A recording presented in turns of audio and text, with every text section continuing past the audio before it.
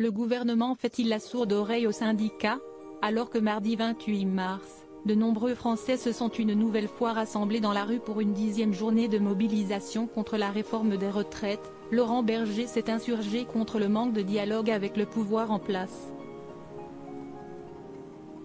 Invité sur le plateau de Quotidien, TMC, à la suite de cette journée de manifestation, le secrétaire général de la CFDT a rebondi sur une phrase d'Olivier Véran prononcée en conférence de presse mardi: « On n'a pas forcément besoin de médiation pour se parler, on peut se parler directement ».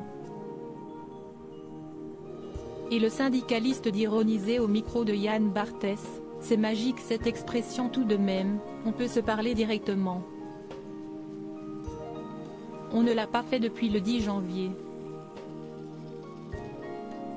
C'est un truc incroyable. » Celui qui est à la tête du premier syndicat de France depuis plus de 10 ans a par la suite rappelé à nos confrères avoir pourtant tenté d'ouvrir le dialogue à de multiples reprises, en vain. Depuis notre première mobilisation, on n'a pas été reçu une seule fois, malgré notre demande, par le président de la République, pas une seule fois par la première ministre, pas une seule fois par le ministre du Travail.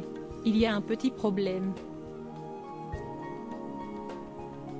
Regardant ensuite des vidéos des mobilisations du jour diffusées par les équipes de Quotidien, Laurent Berger s'est désolé de ce manque d'écoute de la part des membres du gouvernement. Il faut qu'ils comprennent que ces images sont réelles. Supérieur à Annie Dupéret, Patrice Laffont. Ces stars qui ont révélé le montant de leur retraite. L'intersyndicale invité par Elisabeth Borne lundi ou mardi. L'appel des syndicats a-t-il finalement été entendu? Il se pourrait bien, puisque Laurent Berger a conclu son entretien avec nos confrères en indiquant qu'Elisabeth Borne les avait conviés à Matignon lundi ou mardi prochain par le biais d'un mail lapidaire. L'invitation a été envoyée à l'ensemble des membres de l'intersyndicale, a confirmé de son côté l'entourage de la Première ministre à nos confrères du Figaro.